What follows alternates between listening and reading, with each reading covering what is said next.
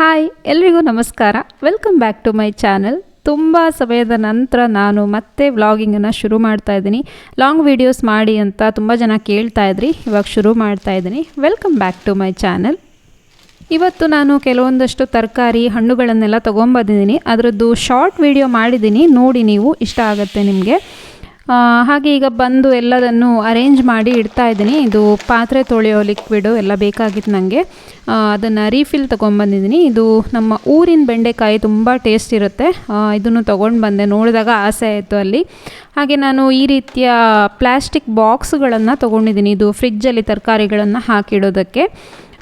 ಅಂದರೆ ನಿಮಗೆ ಅಮೆಝಾನು, ಫ್ಲಿಪ್ಕಾರ್ಟು ಎಲ್ಲದರಲ್ಲೂ ಸಿಗುತ್ತೆ. ಇದು ಚೆನ್ನಾಗಾಗುತ್ತೆ. ಅಂದರೆ ನಮ್ಮ ಥರ ಸ್ವಲ್ಪ ತರಕಾರಿ ತರೋರಿಗೆಲ್ಲ ಸ್ಟೋರ್ ಮಾಡಿಡೋದಕ್ಕೆ ಒಳ್ಳೆಯದಾಗತ್ತೆ. ತುಂಬ ತರೋರಿಗೆ ಇದು ಇಷ್ಟು ಚಿಕ್ಕ ಬಾಕ್ಸ್ ಯೂಸ್ ಆಗೋಲ್ಲ, ಬಟ್ ನಮ್ಮಂಥವ್ರಿಗೆ ಚೆನ್ನಾಗಾಗತ್ತೆ. ಹಾಗೆ ಮೆಣಸಿನ್ಕಾಯಿ, ನಿಂಬೆಹಣ್ಣು, ಮೆಣಸಿನ್ಕಾಯಿ ಇದೆಲ್ಲ ತೊಟ್ಟು ತೆಗೆದು ಈ ರೀತಿ ಇಡ್ತೀನಿ. ಏನೂ ಆಗೋಲ್ಲ, ಹಾಳಾಗಲ್ಲ. ಬೇಕಾದರೆ ಟಿಶ್ಯೂ ಪೇಪರ್ ಕೂಡ ಇಡ್ಬೋದು, ಅಂದರೆ ಅದು ನೀರು ಹೀರ್ಕೊಳ್ಳುತ್ತಲ್ಲ. ಹಾಗೆ ಇದನ್ನೆಲ್ಲ ಇವಾಗ ಫ್ರಿಜ್ಜಲ್ಲಿ ಸ್ಟೋರ್ ಮಾಡಿ ಇಡ್ತೀನಿ. ನಾನು ಒಂದು 4-5 ದಿನಕ್ಕಾಗುವಷ್ಟು ತರಕಾರಿನ ತಂದಿಟ್ಕೋತೀನಿ. ಹಣ್ಣುಗಳು ಅಷ್ಟೇ, ಅಂಗಡಿಗೆ ಹೋದಾಗ ಕೆಲವೊಮ್ಮೆ ಏನು ತೊಗೋಬೇಕು ಅಂತಲೇ ಗೊತ್ತಾಗಲ್ಲ. ಯಾಕಂದರೆ ನಾವು ಏನೋ ಒಂದು ಅಂದ್ಕೊಂಡು ತಂದಿರ್ತೀವಿ, ಮಕ್ಕಳು ತಿನ್ನಲ್ಲ, ಅದು ಬೇಡ ಅಂತಾರೆ. ಅವಾಗ ಸುಮ್ಮನೆ ಅಲ್ಲೇ ಇರುತ್ತದು, ಆಮೇಲೆ ವೇಸ್ಟ್ ಆಗುತ್ತೆ. ಅದಕ್ಕೆ ನಾನು ತುಂಬ ಯೋಚನೆ ಮಾಡಿ ಇದಾದರೆ ತಿನ್ಬೋದು ಅಂತೆಲ್ಲ ಅಂದ್ಕೊಂಡು ತೊಗೊಂಡು ಬರೋದು. ಒಂದೊಂದು ಸಲ ಯೂಸ್ ಆಗುತ್ತೆ, ಒಂದೊಂದು ಸಲ ತಿನ್ನಲ್ಲ, ಹೀಗೆಲ್ಲ ಮಾಡ್ತಾರೆ. ಇದನ್ನು ಕೂಡ ಫ್ರೂಟ್ ಬಾಸ್ಕೆಟಲ್ಲಿ ಹಾಕಿ ಇಡ್ತಾಯಿದ್ದೀನಿ. ಹಾಗೆ ನಾನು ಸ್ವಲ್ಪ ಡ್ರೈ ಫ್ರೂಟ್ಸ್, ಬಾದಾಮಿ ತಂದಿದ್ದೆ. ನಾನು ನೀರಲ್ಲಿ ಹಾಕಿ ರಾತ್ರಿ ನೆನೆಸಿಟ್ಟು ಬೆಳಗ್ಗೆ ಅದನ್ನು ತಿನ್ನೋದು. ಮಕ್ಕಳಿಗೂ ಅಂದರೆ ವಿಶ್ರುತಿಗೂ ಕೊಡ್ತೀನಿ. ಸೊ ಅದು ಖಾಲಿ ಆಗಿತ್ತು. ಹಾಗೆ ಡ್ರೈ ಫ್ರೂಟ್ಸ್ ಖಾಲಿಯಾಗಿದ್ದ ಈ ಬಾಟಲ್ನ ನಾನು ಹಾಗೆ ಒರೆಸ್ಕೊಂಡು ಹಾಕ್ತಾಯಿದ್ದೀನಿ. ಟಿಶ್ಯೂ ಪೇಪರಲ್ಲಿ ಚೆನ್ನಾಗಿ ಒರೆಸ್ಕೊಂಡು ಅದಕ್ಕೇ ಹಾಕಿ ಇಡ್ತಾಯಿದ್ದೀನಿ. ಈ ಡ್ರೈ ಫ್ರೂಟ್ಸ್ ಎಲ್ಲ ಡಿ-ಮಾರ್ಟಲ್ಲಿ ಯಾವಾಗಲೂ ತುಂಬ ಒಳ್ಳೆ ಆಫರಲ್ಲಿ ಇರುತ್ತೆ. ಬಟ್ ಈ ಸಲ ನನಗೆ ಹೋಗೋಕ್ಕಾಗಿಲ್ಲ. ಅಕಸ್ಮಾತಾಗಿ ರಿಲಯನ್ಸಿಗೆ ಹೋದಾಗ ನನಗೆ ಕಾಡಿಸ್ತು, ಅದನ್ನು ತೊಗೊಂಬಂದೆ, ಆಫರ್ ಇತ್ತಲ್ಲ ಅಂಥೇಳಿ.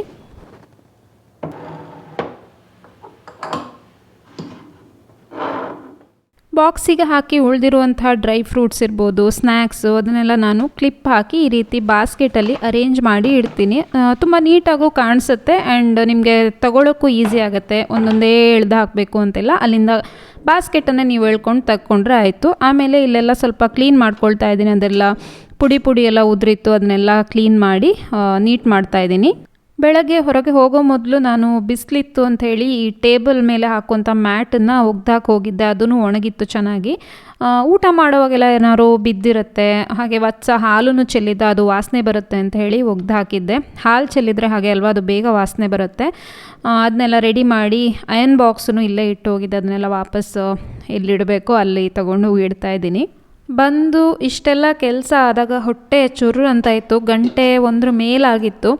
ಇಷ್ಟೆಲ್ಲ ಕೆಲಸ ಅಂದರೆ ನಾವು ವಿಡಿಯೋ ಮಾಡ್ತೀವಿ ಅಂದಾಗ ತುಂಬ ಜಾಸ್ತಿ ಟೈಮ್ ಬೇಕಾಗುತ್ತೆ. ಕ್ಯಾಮ್ರಾನ ಇಲ್ಲಿಟ್ಟು ಶಾರ್ಟ್ ತಗೊಳ್ಳೋದು ಅಂದಾಗ ನಾವೇ ಸುಮ್ಮನೆ ಕೆಲಸ ಮಾಡ್ತೀವಿ ಅಂದರೆ ಏನೂ ತೊಂದರೆ ಇಲ್ಲ, ಟಪ್ ಅಂತ ಮಾಡಿಬಿಡ್ತೀವಿ. ನನಗೆ ಅಡುಗೆ ಮಾಡೋದೇನೂ ಕೆಲಸ ಇರಲಿಲ್ಲ. ಹಿಂದಿನ ದಿನದೇ ಪಲ್ಯ ಮತ್ತು ಬೀಟ್ರೂಟ್ ಸಾಂಬಾರೆಲ್ಲ ಇತ್ತು. ಇವಾಗ ನಾನು ಸ್ವಲ್ಪ ತರಕಾರಿ ಎಲ್ಲ ಜಾಸ್ತಿ ತಿನ್ನೋದು, ರೈಸ್ ಕಮ್ಮಿ ಮಾಡಿದ್ದೀನಿ. ಬಟ್ ಇವತ್ತು ಅಷ್ಟೊಂದು ತರಕಾರಿ ಇರಲಿಲ್ಲ. ಅಂದರೆ ಇದ್ದಿದ್ದನ್ನು ಅಡ್ಜಸ್ಟ್ ಮಾಡಿಕೊಂಡೆ. ಹಾಗೆ ಮಧ್ಯಾಹ್ನ ಸ್ವಲ್ಪ ಹೊತ್ತು ಮಲ್ಕೊಂಡು ಇವಾಗ ಒಂದು 4:15 ಹಂಗಾಗಿದೆ. ನಾನು ಎದ್ಬಿಟ್ಟು ಫ್ರೆಶ್ ಅಪ್ ಆಗ್ತಾ ಇದ್ದೀನಿ. ಮಕ್ಕಳನ್ನ ಕರ್ಕೊಂಬರೋಕ್ಕೆ ಹೋಗಬೇಕಾಗಿದೆ. ಮಕ್ಕಳು ಬರೋದು ಒಂದು 5:15 ಹಂಗೆ ಆಗುತ್ತೆ. ನಾನು ಸಂಜೆ ಹೊತ್ತು ಎದ್ಬಿಟ್ಟು ವಾಕ್ ಹೋಗ್ತೀನಿ. ಸ್ವಲ್ಪ 1.5 ಕಿಲೋಮೀಟ್ರ್ ನಡ್ಕೊಂಡು ಹೋಗ್ತೀನಿ. ನನಗೂ ವಾಕ್ ಆಗುತ್ತೆ, ಹಾಗೆ ಒಂದು ಫ್ರೆಶ್ ಗಾಳಿ ತೊಗೊಂಡಂಗೆ ಆಗುತ್ತೆ.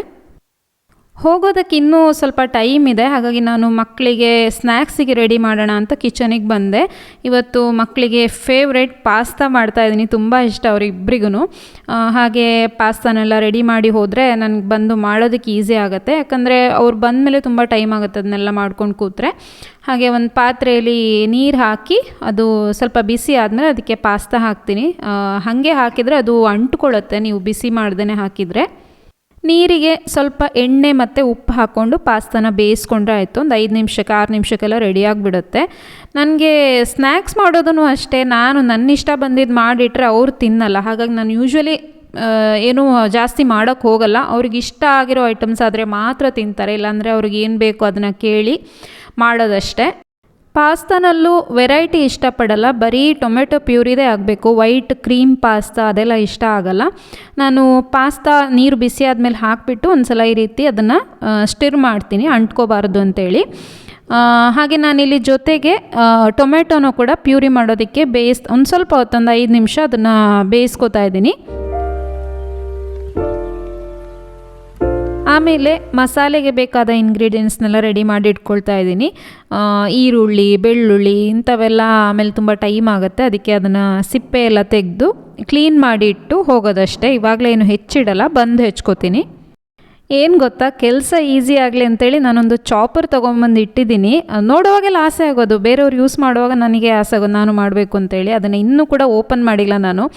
ಎಷ್ಟು ಹೆಂಗೆ ಅನಿಸುತ್ತೆ ಅಂದರೆ ಅದಕ್ಕೊಂದು ಸಲ ಕಟ್ ಮಾಡಿ ಹಾಕಿ ಅದನ್ನು ಮತ್ತೆ ಕ್ಲೀನ್ ಮಾಡಬೇಕಲ್ಲ, ಅದಕ್ಕಿಂತ ಮನೆಯಲ್ಲೇ ಚೆನ್ನಾಗಿ ಹೆಚ್ಕೋಬೋದು ಬೇಗ ಅಂತೇಳಿ ಅದನ್ನೇ ಮಾಡ್ತೇನೆ. ನನ್ನಂಥವ್ರು ಯಾರು ಇದ್ದಾರೋ ನಂಗೆ ಗೊತ್ತಿಲ್ಲ, ನಾನು ಮಾತ್ರ ಹೀಗೆ ಅಂತ. ಪಾಸ್ತಾನು ಬೆಂದಿದೆ, ಅದನ್ನು ನೀರು ಬಸಿದು ಹಾಗೆ ಇಡ್ತಾ ಇದ್ದೀನಿ. ಮತ್ತೆ ಅಷ್ಟರಲ್ಲಿ ಟೊಮೆಟೊನೂ ಬೆಂದು ರೆಡಿ ಆಗಿದೆ, ಅದನ್ನು ತೆಗೆದು ಇಲ್ಲೇ ಇಟ್ಕೋತಾ ಇದ್ದೀನಿ. ಬಂದಮೇಲೆ ರುಬ್ಕೊಳ್ಳೋದಷ್ಟೇ, ಪ್ಯೂರಿ ಮಾಡಿಕೊಂಡ್ರೆ ಆಯಿತು, ತಣ್ಣಗಾಗಿರುತ್ತೆ. ಇದೆಲ್ಲ ಮಾಡಿ ಆಗೋ ಅಷ್ಟರಲ್ಲಿ ನನಗೆ ಹೊರಡೋಕ್ಕೆ ಟೈಮ್ ಆಯಿತು. ಎಲ್ಲ ಏನೇನು ತೊಗೋಬೇಕು, ಕೀಸು ಅದನ್ನೆಲ್ಲ ಬ್ಯಾಗಿಗೆ ಹಾಕಿ ರೆಡಿ ಮಾಡಿ ಇಡ್ತಾ ಇದ್ದೀನಿ. ದುಡ್ಡು ಎಲ್ಲದನ್ನು ಇಟ್ಕೋತಾ ಇದ್ದೀನಿ. ಹಾಗೆ ಸ್ವಲ್ಪ ನೀರು ಕುಡಿದ್ಬಿಟ್ಟು ಹೋಗ್ತೀನಿ ಅಂತ ವಾಕ್ ಮಾಡ್ತೀನಲ್ಲ, ಕೈಯಲ್ಲಿ ತೊಗೊಂಡು ಹೋಗಲ್ಲ, ಕುಡ್ದೇ ಹೋಗ್ತೀನಿ. ಆಮೇಲೆ ಮನೆಗೆ ಬಂದೇ ಕುಡಿಯೋದು ವಾಪಸ್ಸು. ಹಾಗೆ ಮೊಬೈಲಲ್ಲಿ ಸುಮ್ಮನೆ ಯಾವುದೋ ವಿಡಿಯೋ ನೋಡಿಕೊಂಡು ಹಾಡು ಕೇಳಿಕೊಂಡು ಹೋಗ್ತಾ ಇರ್ತೀನಿ ರೋಡಲ್ಲಿ ನಡ್ಕೊಂಡು. ನಾನು ಹೋಗ್ಬೇಕಾದ್ರೆ ಮಳೆನೂ ಹನಿ ಬೀಳೋಕ್ಕೆ ಶುರುವಾಯಿತು. ಚೆನ್ನಾಗಿರುತ್ತೆ ವಾಕ್ ಮಾಡೋಕ್ಕೆ. ಅದೊಂದು ಮಾಡಿಲ್ಲ ಅಂದರೆ ಏನೋ ಮಿಸ್ಸಿಂಗ್ ಅಂತ ಅನಿಸುತ್ತೆ. ಹಾಗೆ ಹೋಗ್ಬೇಕಾದ್ರೆ ನೋಡಿ ದಾರಿಯಲ್ಲಿ ನಾಯಿ ಮರಿ ಇತ್ತು, ಚೆನ್ನಾಗಿ ಅದನ್ನು ನೋಡ್ಕೋತಾ ಹೋದೆ ನಾನು. ವಾಪಸ್ ಬಂದು ಮಕ್ಕಳದ್ದು ಸ್ನಾನ ಎಲ್ಲ ಆಗ್ತಾಯಿದೆ, ವತ್ಸಂದ ಆಯಿತು, ನಾನು ಸ್ನಾನ ಮಾಡಿಸಿ ಬಂದೆ. ಜೋರು ಮಳೆ ಬರ್ತಿತ್ತು. ಹಾಗೆ ನೋಡಿ ನಾನು ಇಲ್ಲಿ ರೆಡಿ ಮಾಡಿಟ್ಟಿದ್ದನ್ನೆಲ್ಲ ಇವಾಗ ಪ್ಯೂರಿ ಎಲ್ಲ ಮಾಡ್ಕೋತಾ ಇದ್ದೀನಿ. ಈ ವರ್ಷ ಮಳೆ ಅಬ್ಬರ ಅಂತೂ ಭಾರಿ ಜಾಸ್ತಿ ಇದೆ. ಮಕ್ಕಳಿಗೆಲ್ಲ ತುಂಬ ದಿನ ರಜೆ ಸಿಕ್ತು ಇಲ್ಲೆಲ್ಲ ನಮ್ಮೂರಲ್ಲೆಲ್ಲ. ತುಂಬ ಎಂಜಾಯ್ ಮಾಡಿದರು. ಮಳೆ ಬಂದರೆ ಸಾಕು ರಜೆ ಇರುತ್ತಾ ಅಂತ ಕೇಳೋಕ್ಕೆ ಶುರು ಮಾಡ್ತಾರೆ. ನಾನು ಎಣ್ಣೆ ಮತ್ತು ಒಂದು ಸ್ವಲ್ಪ ಬಟರ್ ಹಾಕ್ಕೊಳ್ತಾ ಇದ್ದೀನಿ. ಇದಕ್ಕೆ ಒಂದು ಪೀಸ್ ಸಣ್ಣ ತುಂಡು ಬಟರ್ ಮತ್ತು ಸ್ವಲ್ಪ ಎಣ್ಣೆ ಹಾಕ್ತಾಯಿದ್ದೀನಿ, ಎರಡು ಮಿಕ್ಸ್ ಮಾಡಿ.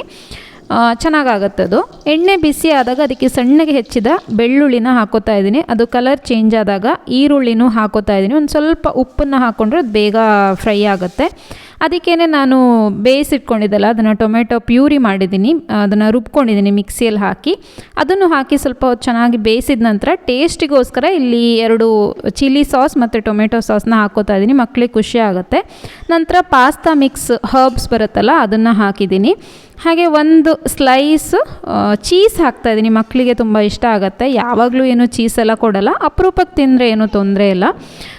ಅದೆಲ್ಲ ಸ್ವಲ್ಪ ಮಿಕ್ಸ್ ಆದಮೇಲೆ ಚೀಸೆಲ್ಲ ಕರಗಿದ ನಂತರ ಅದಕ್ಕೆ ನಾನು ಬೇಯಿಸ್ಕೊಂಡಿರುವಂಥ ಪಾಸ್ತಾನ ಹಾಕೋತಾ ಇದ್ದೀನಿ. ಇಲ್ಲೊಬ್ಬನು ಒಲೆ ಹತ್ರನೇ ಬಂದು ನಿಂತು ವೆಯ್ಟ್ ಮಾಡ್ತಾ ಇದ್ದೀನಿ, ಪಾಸ್ತಾ ಬೇಕು, ಸ್ಮೆಲ್ ಬರ್ತಿದೆ. ನನಗೆ ಸ್ಮೆಲ್ ಕೇಳ್ಕೊಂಡು ಅದನ್ನು ತೊಗೊಳಕ್ಕಾಗಲ್ಲ, ನೀನು ಬೇಗ ಮಾಡು, ನಂಗೆ ತಿನ್ನಬೇಕು ಅಂಥೇಳಿ. ಹಾಗೆ ವಿಶ್ರುತನು ಸ್ನಾನ ಎಲ್ಲ ಮುಗಿಸ್ಕೊಂಡು ಬಂದಿದ್ದ. ನನಗೂ ಹಶ್ವಾಗ್ತಿತ್ತು ಅಷ್ಟರಲ್ಲಿ. ನಾನು ಯೂಶ್ವಲಿ ಸಂಜೆ ಹೊತ್ತು ಏನೂ ತಿನ್ನಲ್ಲ, ಇವತ್ತು ಸ್ಪೆಷಲ್ ಮಾಡಿದ್ದಲ್ಲ, ಹಾಗೆ ಅವ್ರ ಜೊತೆ ಕೂತ್ಕೊಂಡು ಮಾತಾಡಿಕೊಂಡು ಒಂದು ಸ್ವಲ್ಪ ತಿಂತಾಯಿದ್ದೀನಿ. ತಿಂದಾದಮೇಲೆ ವಿಶ್ರುತ್ ಅವನ ಬ್ಯಾಗಿಂದ ಡ್ರೆಸ್ ತೆಗೆದುಕೊಟ್ಟ. ನನಗೆ ಎಕ್ಸ್ಟ್ರಾ ಡ್ರೆಸ್ ಕೊಡೋದಿತ್ತು ಸ್ಕೂಲಿಗೆ. ಕೃಷ್ಣ ಜನ್ಮಾಷ್ಟಮಿ ಪ್ರಯುಕ್ತ ಅವರಿಗೆ ಸ್ಕೂಲಲ್ಲಿ ಫಂಕ್ಷನು, ಆಟ ಆಡೋದು, ಮೊಸರು ಕುಡಿಕೆ ಇದೆಲ್ಲ ಇತ್ತು.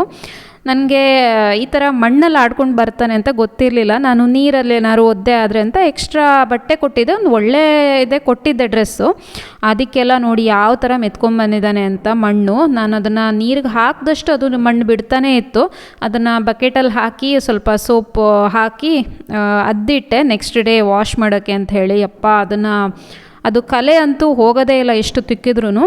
ಅದೆಲ್ಲ ಆದಮೇಲೆ ನನಗೆ ಪಾತ್ರೆ ತೊಳೆಯೋ ಕೆಲಸ ಇತ್ತು. ಇದಂತೂ ಮಾಮೂಲಿ ಅಲ್ಲ, ತಿಂದಮೇಲೆ ತೊಳಿಲೇಬೇಕು ಮಾಡ್ಕೊಂಡ್ಮೇಲೆ.